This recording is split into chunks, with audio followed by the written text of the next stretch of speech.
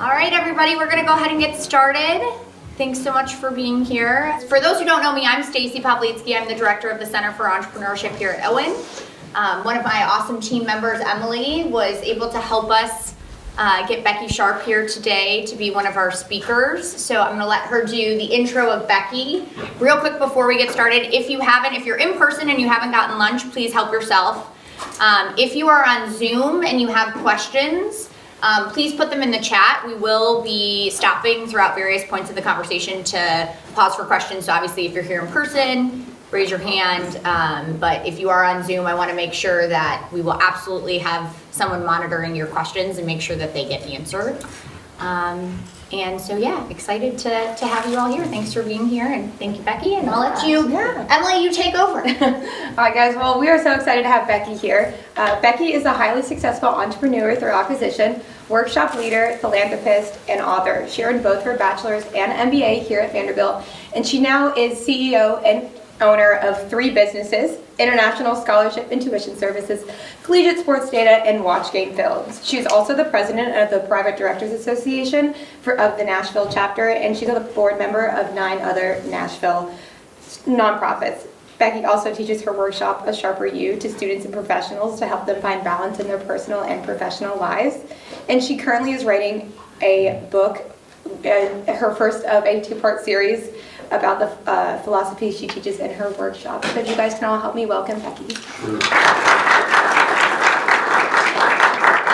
Well, thank you again, Becky, for being here. We're going to have just like a real fireside style chat conversation. And to kick us off, would you mind sharing what led you to a career in entrepreneurship? Like what led you to becoming an entrepreneur? I think we talked a little bit about this. I think it started with Girl Scout cookies. Yeah. So as a child, when I realized I could take food and knock on strangers' door and exchange it for money, I was in. I was like, I must do this at all times. Yeah. So it really started at a young age, just loving that kind of cold calling. It just fed me. Okay. Mm-hmm. And I know you mentioned you're a double door. So then, as you did your undergrad and then did your follow-up master's, like what was your foray into entrepreneurship by acquisition? How did that get started? Well, I think like the acquisition component of it, I was reflecting on this a little bit, and my first investor was my mother, who allowed me to acquire a truckload of Goo Goo clusters. Okay. This was after Girl Scout cookies became Goo Goo clusters, and I remember negotiating with her, would she buy, it was like $500 worth of Goo Goo clusters, and I agreed I would resell them. And when the truck came back, I had mistakenly thought it was $500, but it was 500 cases. And so a massive truck backed up to my back door, and you should have seen her face, and she's like, you must sell these. Unfortunately, it was not hot and melty time. So I began turning those, but that acquisition was somebody else's product. Sure. Really. And undergrad here, my undergrad was in French and German, and so that doesn't have anything to do really with entrepreneurship, other than I would say I was very curious about other people, and I think entrepreneurs are generally curious. I sold real estate for Shirley Zeitlin, a Nashville icon. That was a fabulous experience, learning from her in an environment where it was 100% commission. And I didn't have anybody in my network who was old enough to buy a house, so guess what I did? I came back to Vanderbilt and went, and having known the campus, I went back to all the departments and said, hey, if you have prospective professors coming in, I will tour them around Nashville. I'll listen to NPR, and I know Nashville back and forth, so I can drive them around. And so I began to sell homes to people who were buying, which was, again, that foray. And then even my experience into getting into Owen was very entrepreneurial, because Dave and I were talking about it earlier. I'm not a good test taker, and so the scores of my class and me were very, very different. But Joel Covington at the time, a great person, let me talk my way in. And he really had faith in me, and he could see that what I wanted to do was sell. It was entrepreneurial. The school at that time, different than now, was very analytical. I think 90% of my class had majored in accounting. Wow. And I had never had an accounting class, and Paul Cheney also was sweet to me and didn't laugh when I asked him why some numbers were in parentheses. It's like, why is that going on? And he's like, I have a hint for you. I'm going to help you get through accounting, but you never need to be an accountant. Yeah. So long answer, but it had a variety of paths along the way. No, that's so interesting too, because I know I'm not a good test taker. I don't have an accounting background, not necessarily the financial oriented person, and yet I think too, when you're an entrepreneur, you don't necessarily have to know everything or be good at everything. Okay, so fast forward to post Owen. What was the path like then? Well, I went on to, again, I feel like all of us do our best when we're working in our genius. There's that new thing, working genius, that's great. And mine was sales. And so, although that wasn't really smiled upon as I was leaving Owen and going to a sales job at that position, I went on to sell the AS400. So I worked for a small company here in town, and I worked for that small company for 11 years. Okay. And then a gentleman who would later become a mentor of mine met a guy who was looking for a woman to run his business. It was really important to him. He tried and failed 3 times. Wow. And I met this guy and told him that I really wanted to work with him, but I didn't want to be an employee. And I had 3 children under 6, a husband in law school, and about $8,000 in the bank. And I said, I don't want to be an employee, I want to be an owner, and by the way, I want to be a 50-50 owner. I just put it all out there. I mean, when in doubt, just sort of ask for everything, right? Yeah. And so he said, let's work out a sweat equity deal. Okay. So it was everything I have is because someone has been kind, someone has been willing to open a door, or has been willing to give me an opportunity.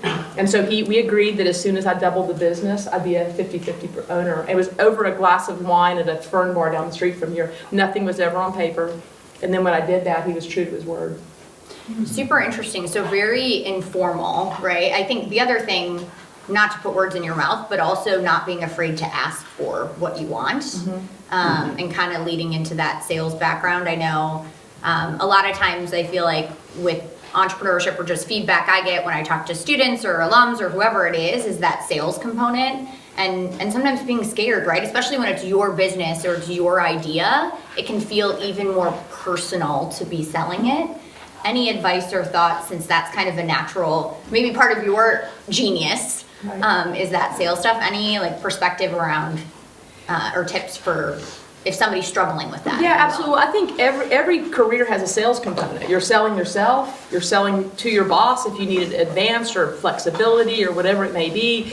Shirley's husband, Martin, actually, I had learned early from my grandparents, be the first one in, be the last one to leave. So I was marching to that tune, which I don't recommend necessarily. It doesn't scale, but I did it. And so Martin noticed that I was the first one at the office at Shirley's Idling Company often, and so he would reward me with tips. And I'm picking up the phone and calling people, and he said it's a numbers game, so every time you get that no, you're one step closer to a yes. And he learned that from someone else too, but I just remember thinking, all right, no number 2, I've got 98 to go. Yeah. But having just changing that mindset, and then just some little tips, like I would stand up over the phone. And because this is old times. You're like on a phone, but there wasn't any LinkedIn. There was just a cord. But I would stand up over it just to feel a little more confident, and then slow my pace down a little bit, and also just ask more questions than yap. I think you can come across a little righteous if you start selling features and benefits, as opposed to just trying to find out what someone wants, and then being honest. I hear what you're saying. I can't help you. Then they'll be like, well, maybe you can help me. Right. Or kind of go back to that problem that you're, finding out what their problem is Right. and how you can solve it. Or like I did with Niles, my former business partner, I just put it all out there. This is what I want, and I was fortunate enough that he said yes. Yeah. So fast forward, I know, one of the things Emily shared is that you now have 3 businesses. So how did, that's a lot. And the nonprofits, I'm like, how do you have any time? I need to get more of the energy from you. Right. But talk about how did the 3 businesses that you run now, how did that come about? So the first business is the one that I bought from Niles. Okay. And then a business partner and I bought Collegiate Sports Data, and it's had a tough run during COVID. So I'm not sure how viable it's going to be. Okay. So I've had this really successful business. I've got this established business that's the market shifting in, and then the other business I'm a co-owner in, Watch Game Film, and it's very much of a startup. Okay. So it's like having a newborn and a teenager and an adult. All, not that but it's very much like that. Can you share what are the 3 businesses, for those that maybe aren't as familiar, what are the 3 businesses? What's the concepts behind them? Sure. So International Scholarship and Tuition Services, we manage scholarship programs. So if you think any Fortune 500 company that has a scholarship program or tuition reimbursement program, they want to outsource the management. So they can say somebody else sent the money, somebody else chose the winners. We get to give away other people's money. That's nice. Always nice. And collegiate sports data, we survey all the high school football coaches in the country and find out if they have young men that they think can play collegiate ball. And so we don't monetize the relationship with the high schools or the students. It's free. We sell that data to colleges. But it's not the kids saying, I'm a D1 player. It's the high school coach. And they tend to be more honest because they want to have a reputation collegiately that they rate their athletes correctly. And then Watch Game Film, my business partner Joe, totally his idea. I've just been helping grow it. It's a film, it competes with Huddle. And so basically it's a way to use film to celebrate or to help train and skill up an athlete. Cool. Yeah. Very cool. Very different, a little Completely, bit yeah. different too. So I guess lessons learned, like what are some of the lessons you've learned? You talked about these 3 businesses in different phases. Any just general kind of lessons learned through your experience? Well, it was interesting when I was walking into Averbush today, I had forgotten they had changed it because when I was here, I graduated from Owen in 91. It all faced that way. And my stomach turned for a second because I remembered in the first week I was here, this just shows how old I am, but they had everybody write a memo to a CEO about a topic. And then they collected the memos, and I had a little tiny Apple Mac computer, with a screen this big, and I printed it out, and printing out at home was a big deal. But then they were going to talk to us about the memos, and I'm sitting in the very center of Averbush, and this lovely lady who was presenting, who was just trying to give us constructive feedback, puts my memo up, and she said, let me show you the worst memo I've ever seen in my whole life. And I just lost it. I just sat there like I had been personally attacked, and that wasn't her objective at all. Her objective was to teach. But I was so thin-skinned, and I was already overwhelmed because I felt like I was less than everything with all the other students, that it just sort of froze me. And I remember I sort of walked home in a mope. And by the time I got home, I was a little bit better. I stopped and got, a Big Mac, fries, and a Diet Coke. But I remember I told my husband this, and he was like, you're going to let a stranger impact your mood? Yep. And I'm like, oh gosh, okay. So I think one of the main things I learned was that just to be okay with who you are, and if I'm not the best memo writer, it doesn't mean I'm not a good human. And if I don't understand accounting or statistics, Bruce Coyle used to let me come to his class twice because I was still like, I don't understand why it even matters what the odds are that you pick an ace of clubs in the deck. Aren't there people that can do that? So I think it's about finding out who you are and then really feeding your strengths and delegating things that you're not good at. And I have such a fabulous team. You have to have trust to do that, but a fabulous team where I can just ask them to do something and it's their skill. And so they go out, they do it wonderfully. And I would be a solid C- in that thing. Sure. That they are so good at. So that's super interesting because I think too that there's different flavors, just like, knowing what your skills are and then potentially finding help or seeking out help for skills that aren't your strength. I think even with entrepreneurship, there's different paths, right? Certainly you describing your path. There's individuals who feel like, oh, I've got to be the idea person. I've got to pursue, building something via an idea, or maybe somebody like you did, right? Entrepreneurship by acquisition, or even having a co-founder. Can you talk a little bit about, was there any particular defining moment or, something that made you feel like entrepreneurship by acquisition was the right path for you? Or how did you navigate, again, these different sort of paths you can go down, if you will? Right, sure. I think at the end of the day, I was lucky, but I'm also not the inventor. So I may have an idea, but I'll do best if I have the idea and I say, hey, this person here, you can make it happen. And I'm good at looking at something and asking a bunch of questions about it and then selling it. I love to sell it. But I will sell it before it's ready. And so I know that. And so I've got to have people around me who are like, we are not at that stage yet. So you need to just go do something else while we finish the product.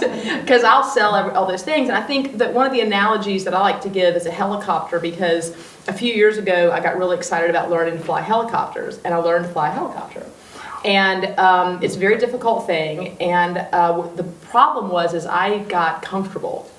And the helicopter analogy that I like to use is because I made the choice after realizing if I were to fly alone or fly you alone, we would die in a fiery crash.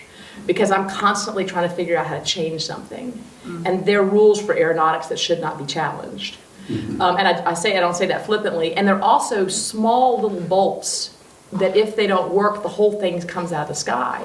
And I think in our companies, we sometimes forget the person who is the face at the front desk, if there is a front desk, or who's writing the software or balancing the books are equally as important as the CEO.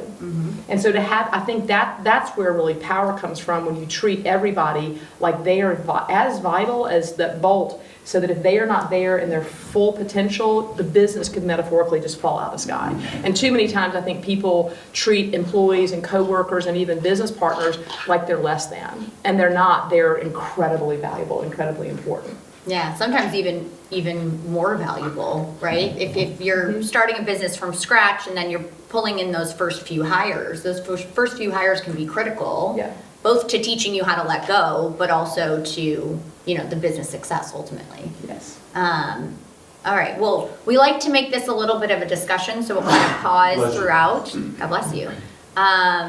So are there any questions, just with what we've been talking about? We've been chatting for a little bit. Any questions from anybody? Even if it's not related to this, but that you have. Julia. I have a question. Hi. I like what you said about delegating and being okay to not be an expert in everything as an entrepreneur.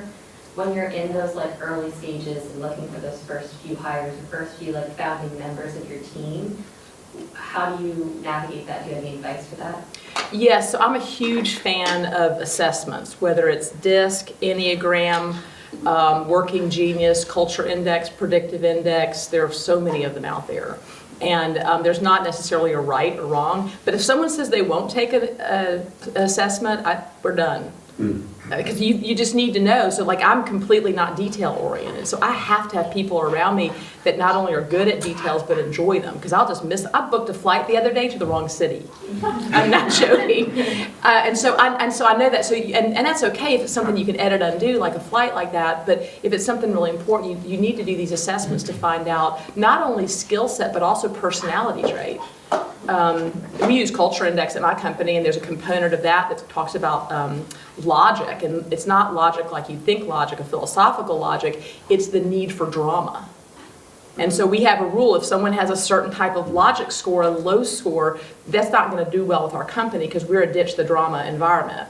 And someone with a low logic, it's not that they're a bad person, it's just they need to be in an environment where creating drama is a good thing. I don't know exactly what that would be, maybe acting with the, acting or dancing with the stars, or something like that. But in our company, that's just not, that's going to cause conflict.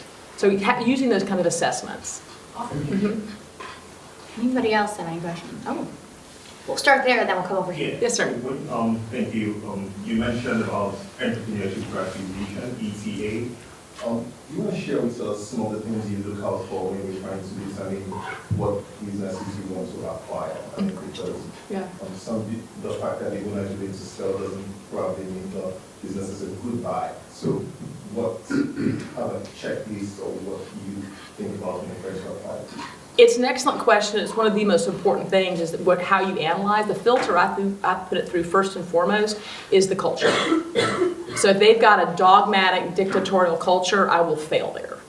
I just know that. If they have a respect, love, honor your people kind of culture, okay, we're going to talk. The numbers have to be there too. So in terms of are they profitable, is there EBITDA, all the accounting stuff has to be there. And also in terms of leadership, how much connection with the company's success is with leadership that's leaving? Because if it's my brand and my name and then I'm gone, and then it becomes sort of a vanilla thing. So I look for the numbers, but culture comes first. And then also fourthly, I would say, is something that they're doing hitting a good button for me? Is it lined up with my core values and what I like to do? I get very excited about helping people, even if it's indirectly. And so if it's just selling something that really isn't helpful, I'm not going to. So you want that, it's not just about me, but making sure it lines up with your core values and what gives you energy in life. Awesome. Bill? How has access to capital affected your business, if at all, or have you had access to capital as you've made acquisitions or as you've run businesses? I've done a couple different ways. So I've done the borrow all of it, and that's painful and makes it harder to sleep.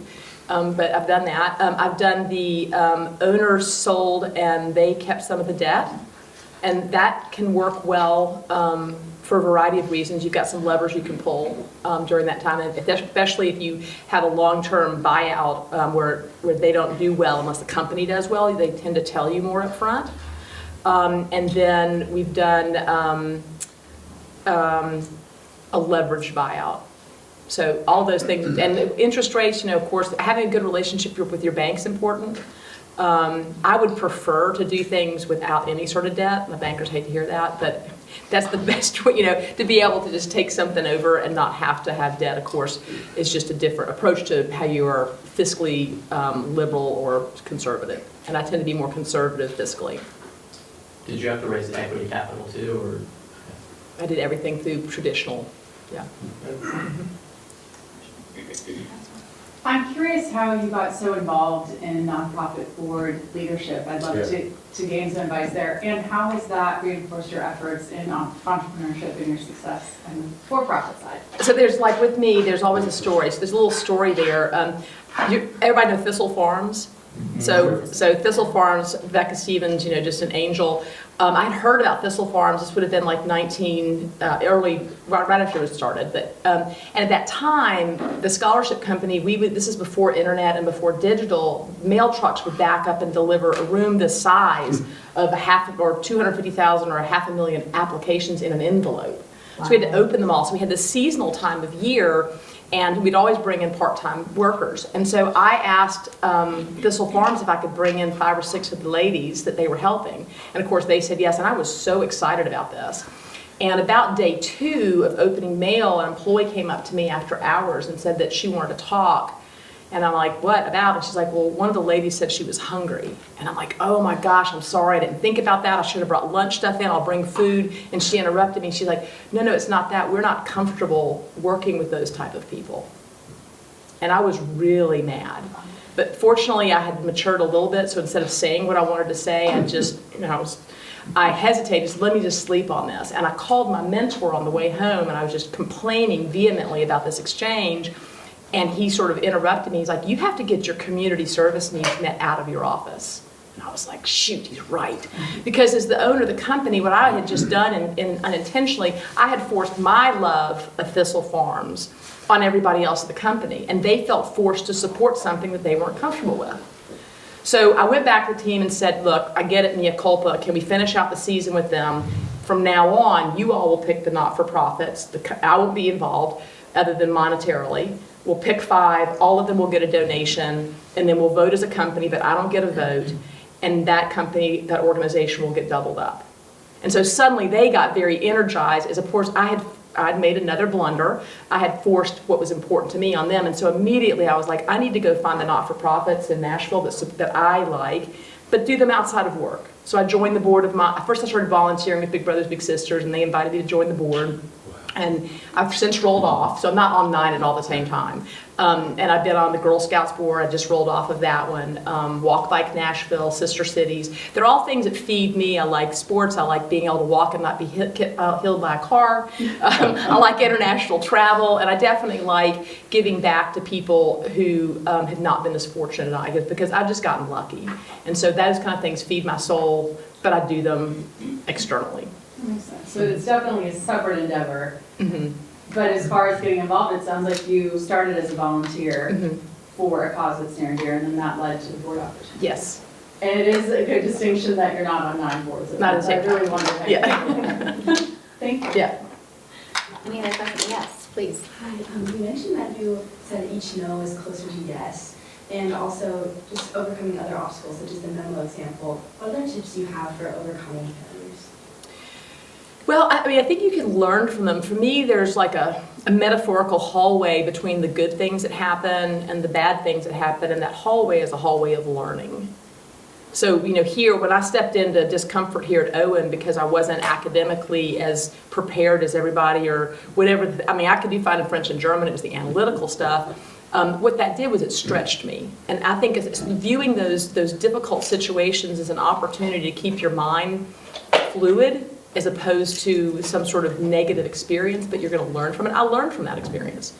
And I think that's just a mind shift, as opposed to saying, this is terrible and therefore I want to get out of it. I'm going to learn something from this. Thank you. Mm-hmm.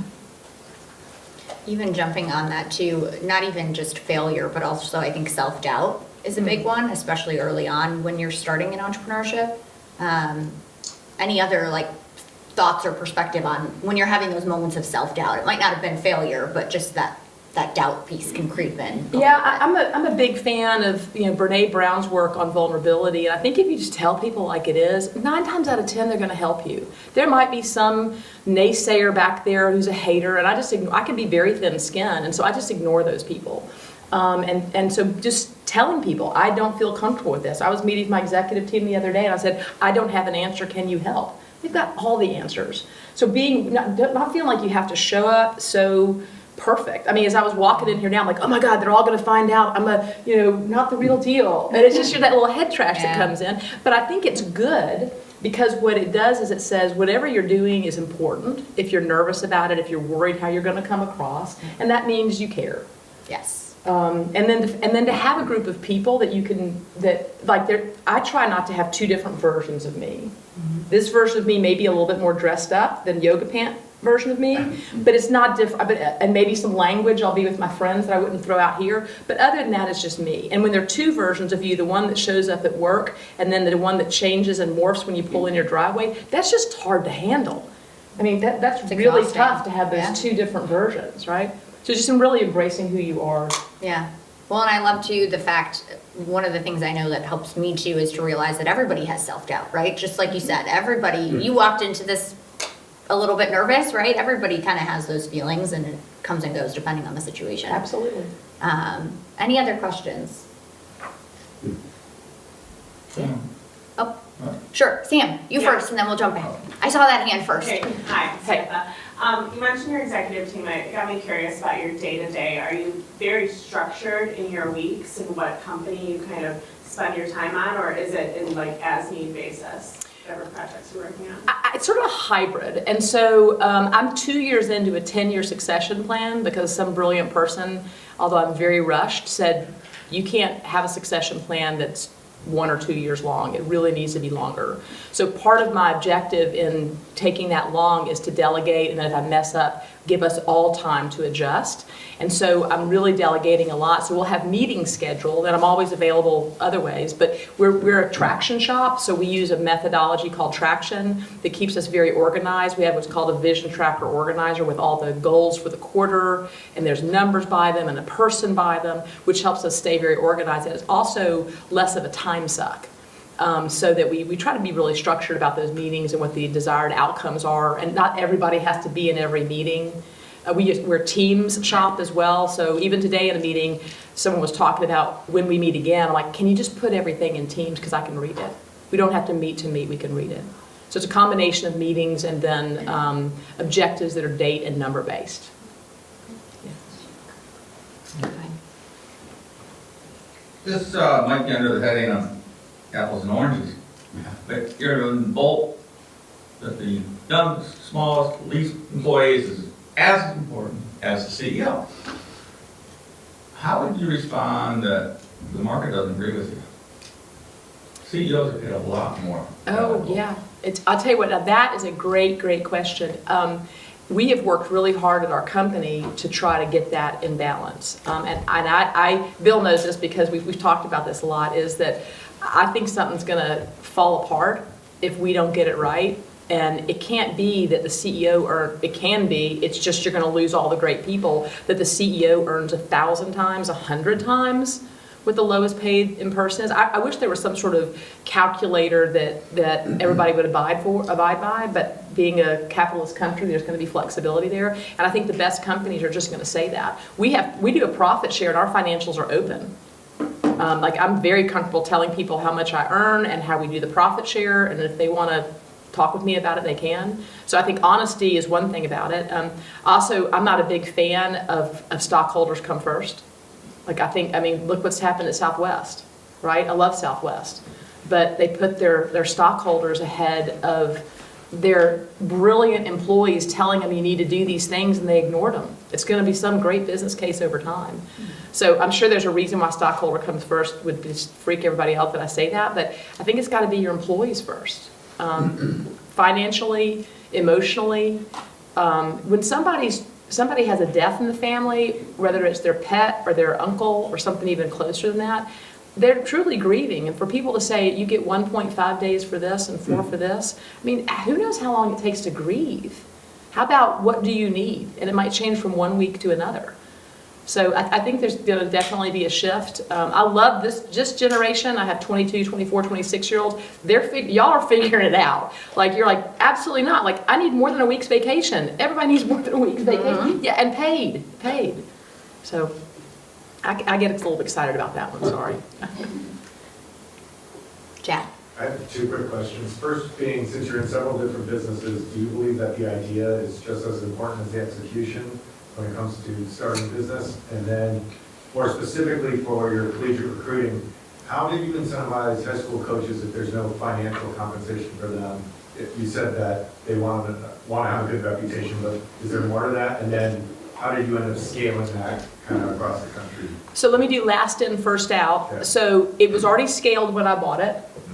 So they had already done, so I didn't do the work of scaling. My business partner and I, what we did is automate, because our opportunity was to go in and add technology to an already scaled business. The high school coaches are incentivized because it makes them look good if their kids get recruited.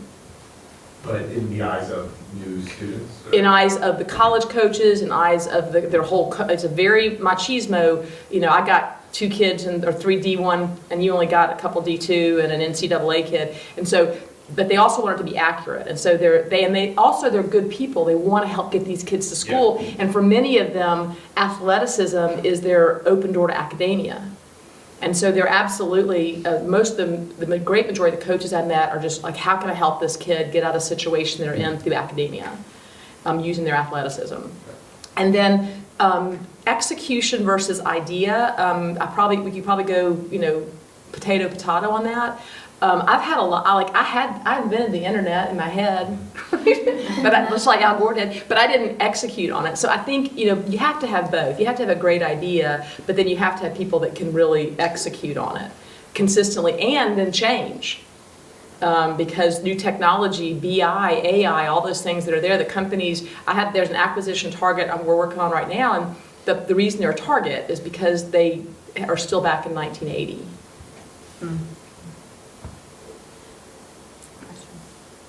Anybody else right now? Anybody on Zoom? You good? All right.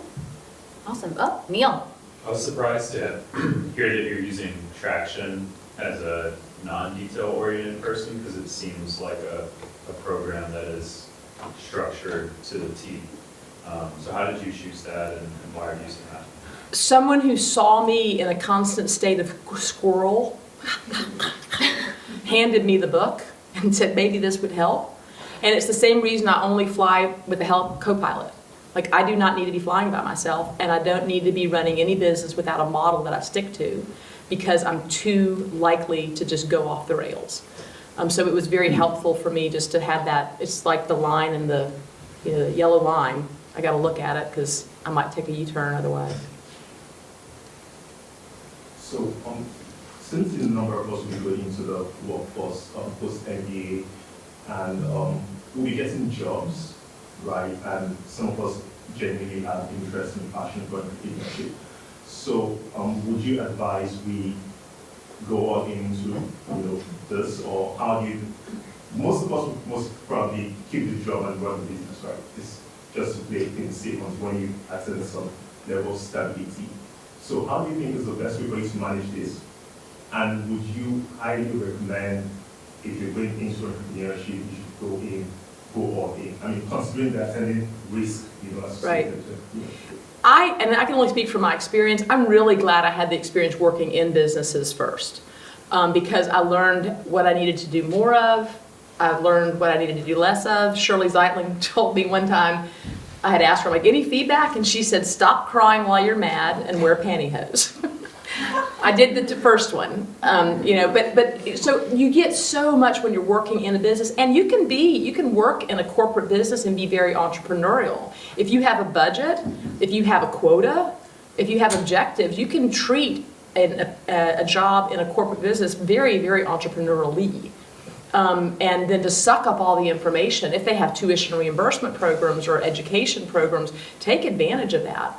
And if you can have a side hustle, you'll sort of dip and dabble into things. I wanted to have had exposure to the financials the first 10 years I was working, and I didn't, and so that sort of limited me. I had to learn that after the fact. But the more, if you're with a company that educates its employees and really wants them to grow, you can have the best of both worlds. Neil mentioned Traction as a book. Are there any other, like, what do you recommend? What are some of your favorite tools or books or podcasts or anything as it relates to entrepreneurship? So from the mental standpoint and mindset, I love Brene Brown, because I don't think you can really be a good business person, entrepreneur, whatever, if you don't get your mind straight. I love Simon Sinek. Mm-hmm. The competitor to Traction is something called Scaling Up, Vern Harnish, which is fabulous. I regularly go back and read an old book it's sometimes fun just to read it in its original version, but it's been updated, Think and Grow Rich. It's got some very, very just basic stuff in there. Anything Jim Collins writes, I love the flywheel concept. So those are just some examples of books that I read regularly. Awesome. And Simon Sinek's Why, I think, is really interesting to consider, almost back to your question about if you can find a job that hits your why, it's going to really feed your soul. And I think your why, it can either come from sort of a negative energy, like I'm trying to make up for something that happened to me, I'm trying to prove something and be righteous, or it can be something that you've always been driven to do. I think for me, it's helping people somehow. And so being aware, like Simon Sinek says, doing that work and figuring out your why will help you find that connection to the business that can feed it some. That's great. So yeah, if it's not your business, you could still be working on something that's your why. Absolutely. Yeah. You mentioned too, like a co-pilot, obviously, when you're flying. I know, there are some people who get really excited about entrepreneurship, but they don't feel like they can go at it alone. They don't enjoy being a solopreneur. Any advice for finding a co-pilot, if you will, for your business, or that, from your experience, what's worked well, what doesn't work well? Any thoughts on that? Yeah, sure. I think, again, it's that filter we talked about. So you have to be aligned in terms of core values. It's very similar to the business concept. You have to enjoy each other. You spend a lot of time with someone if they're your business partner. And I think you also have to make it easy, not have to, but if you make it easy to exit the relationship, like one of my business partners and I, we have an agreement. If it's not working, it's not working. Nobody's going to sue anybody. Nobody's going to, you just make it easy for there to be an exit, so that if you were wrong, it's not some big litigious thing. And then, have fun. It's someone that you enjoy having fun with. If you're enjoying that business, then other things will sort of happen. How did you find, any advice for if you want to find a co-founder or something, how you would go about doing that?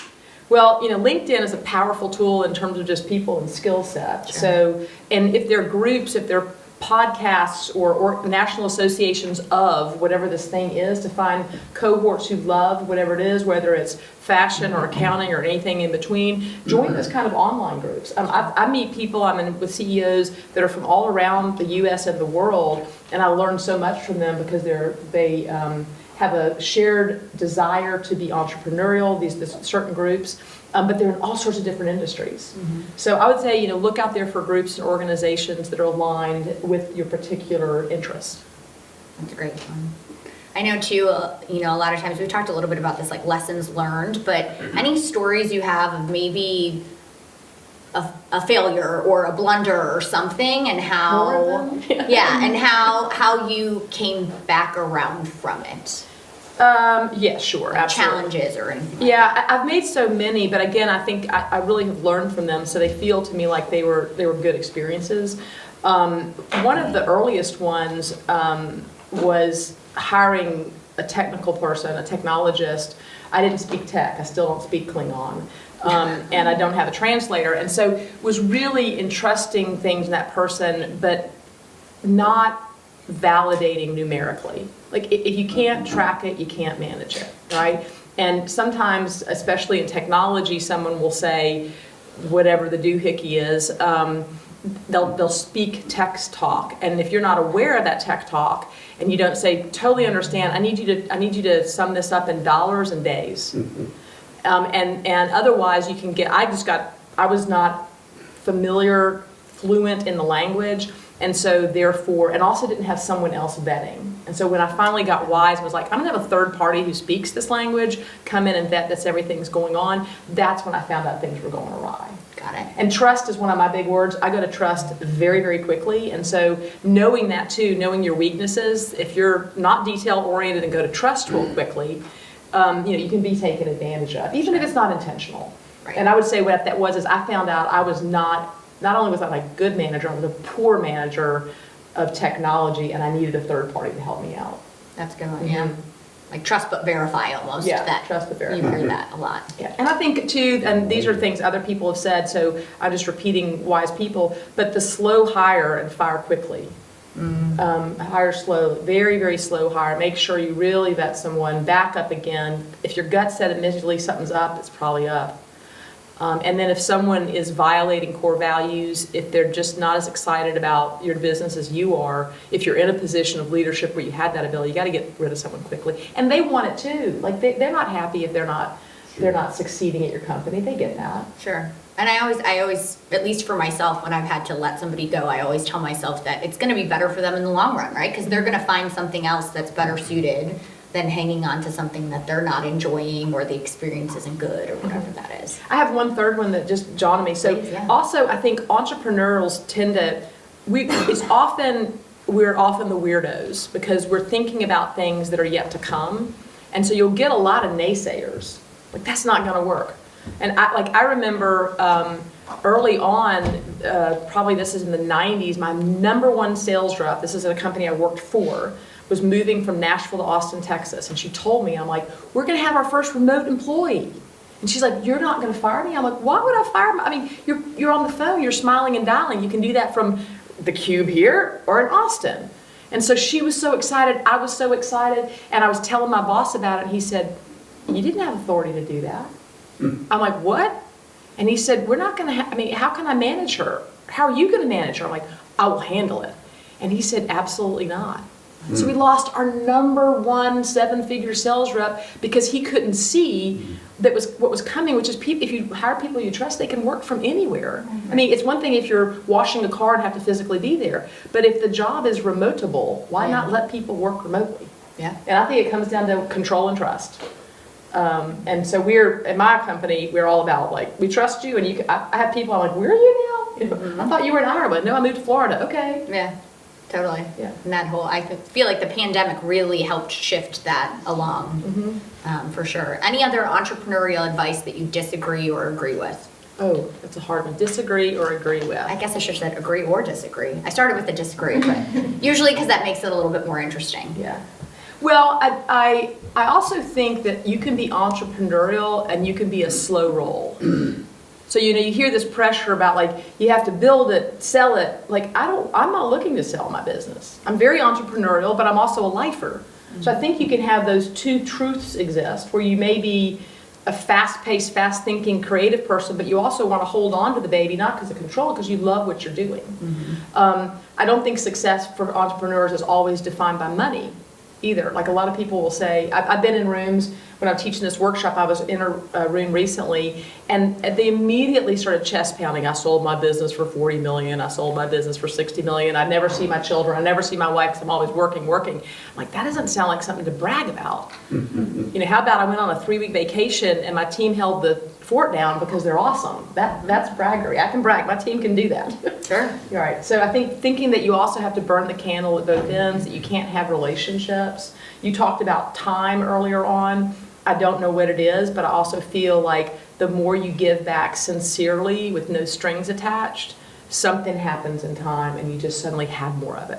Like the more I give back with no desire for accolades, just because I can open a door, introduce someone, then suddenly I'm like, it's 11 a.m. and I've already done all this. Like, why is the day going so slowly? Yeah. And it happened. There's some sort of association with that. Totally. And I think what you're speaking to is doing things that fuel you in addition to running your business and whatever that is. Because if you do that, it's going to give you more energy and potentially even more clarity to be successful at building your business, if you will. And pay it forward. Yeah, Pay it forward. Pay it forward, for sure. And I think also just prioritizing your physical well-being, hydration, sleep, nutrition, the looking dead, bags under eyes, not well-dressed or kempt entrepreneur is probably something I don't agree with. I'm like, I mean, you can have a shower and sleep 10 hours and still run a business. Sure, yeah.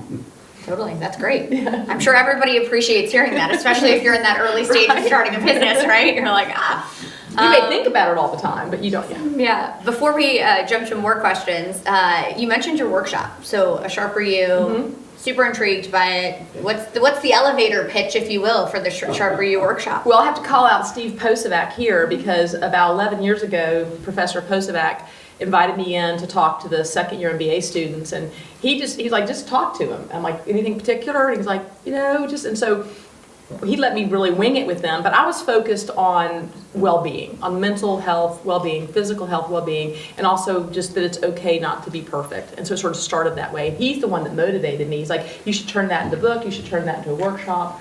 So I've just finished, I'm editing with my dad, my book right now called The 3 Words, and it's finding those 3 words that describe you at your best. And so he really motivated me to do that. And then I've been getting out in the speaking circuit, and I teach a 3 to 4 hour workshop called A Sharper You, and you go through these 8 facets where it's a play on my balance sheet, my lack of knowledge on a balance sheet that I had earlier on, of getting a personal balance sheet. So how much time are you spending in nature? What's your relationship with money? Are you hanging out with people that love you or that suggest you make bad habits? A variety of things like that. Cool. So I'm loving doing that. Super cool. Well, when does this book potentially come out so that we can? I've learned recently that even once it's done, like there's a backlog to get the publishing. Time. So I think it takes like 6 or 8 or 10 months after you finished. All right. So it'll be done. It's finished now, but then I'll report back later of timing. Yes. Yeah. And we're recording this, so we'll all be on the lookout. Okay. Any other questions? We've got a few minutes left. Yeah, Kayla? I also have another one from the Zoom from Curtis that says, when you're in due diligence looking at the company, what are the red flags you're looking for? Ooh, good question. Let's see. Ego.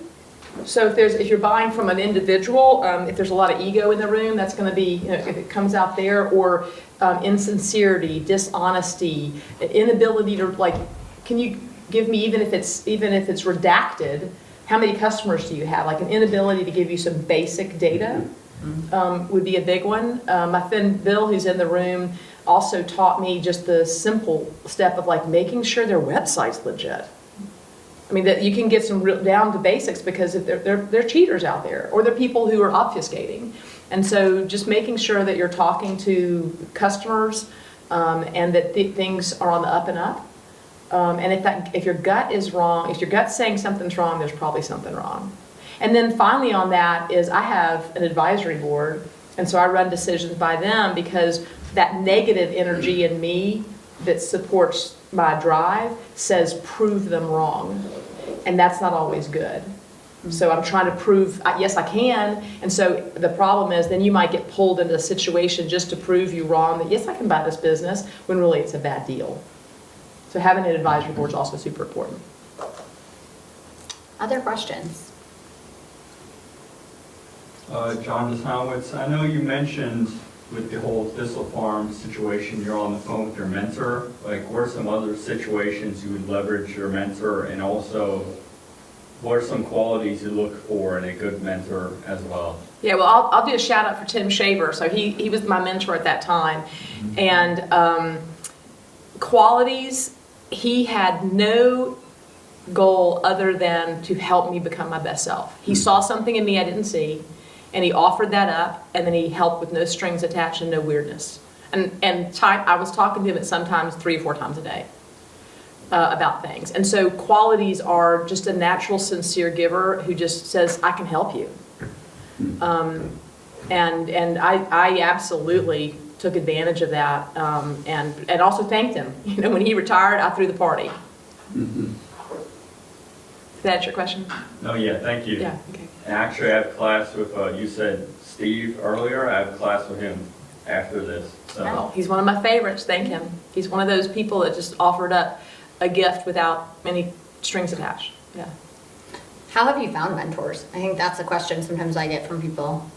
Networking, absolutely, you can find a mentor within your company, but also someone outside your company can be a little bit more open because they don't have the blinders on of the corporate whatever. So ask your parents' friends, ask your friends' friends, meet someone, ask me, just ask people for it, because most people want to give back, and especially, my gosh, there's so much wisdom in retired people.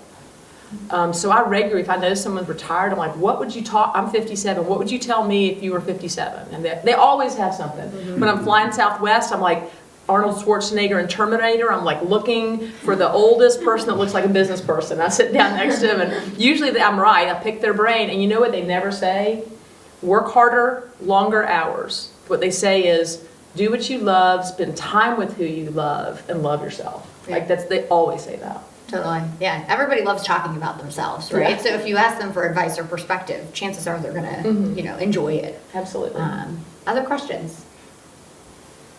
When you're looking or searching for businesses to acquire, do you consider location, and do you use people, say, brokers, or how does that search come? I mean, because when you're trying to look for the right business to acquire, you just one line, and what's the process if you're trying to, you have funding and you want to get the business, what's your sort of process like? Sure. I would tell you I'm not a super experienced person in terms of a bunch of mergers and acquisition. I've done a half a dozen or so. The first time I hired an M&A firm, and I just watched what they did, and I was like, oh, I can do that. So and they were unsuccessful in buying the company I wanted to buy. And so once I had a year, I was not allowed to go back. And when that was up, I went back to that company directly and went to the CEO. And then we got the deal done. And so I felt like that personal touch, if you can get it connected with the leadership, then there's more likelihood of it happening. I'm not really worried about location personally, but there are completely legitimate reasons to be concerned about location.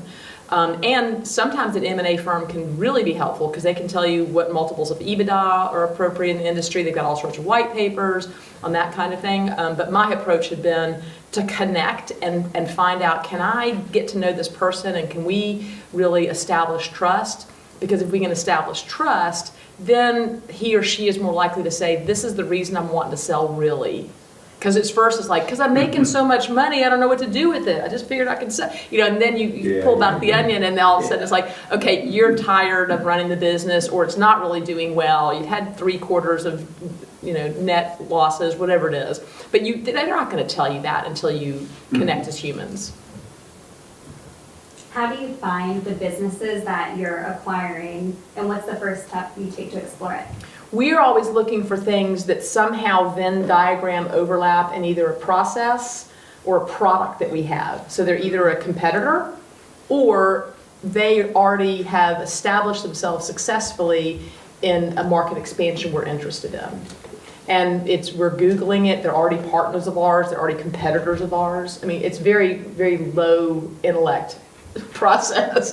But really, it's going to be that competitors or partners that have a natural fit to our puzzle. Well, we're right about time. So thank you so much for being here and telling your story and sharing it. And I know entrepreneurship, especially by acquisition, is something that we haven't had anybody yet talk about. So it's so great to hear your perspective, and just really appreciate you being here. Thank you for having me. Anything else you want to share just proactively that you can think of before we wrap up? The school is beautiful. Come see the new school at Owen, right? Yeah, if you're here, go look at it. If you're on Zoom, gotta come by. Absolutely. Awesome. Well, we, for everybody that is in the room that doesn't know what the Center for Entrepreneurship is at Owen, so we host events. Our focus is really to be a resource for any students, alum, community members that are interested in, founding a business, joining a startup, getting on the venture capital side of entrepreneurship.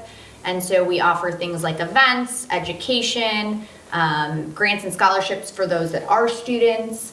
And we are actually getting ready to launch a online community platform to connect everybody together without us physically at the center being a bottleneck. So if you have not been to the website, it's Vanderbilt C4E, C the number 4 and then E.com. We have a newsletter we send out every other week that has highlights of different entrepreneurs doing really cool things. Please sign up there. Would love to have you join us for future events, and we post those there as well. So with that, I guess we will wrap up. And thank you again so much, Becky, for being here. Thank you for having me. And Yeah. please link in with me. I'm out there. Yes, oh yeah, definitely. We can share your contact information Absolutely. too about your companies if you're open to that. Absolutely. Yeah.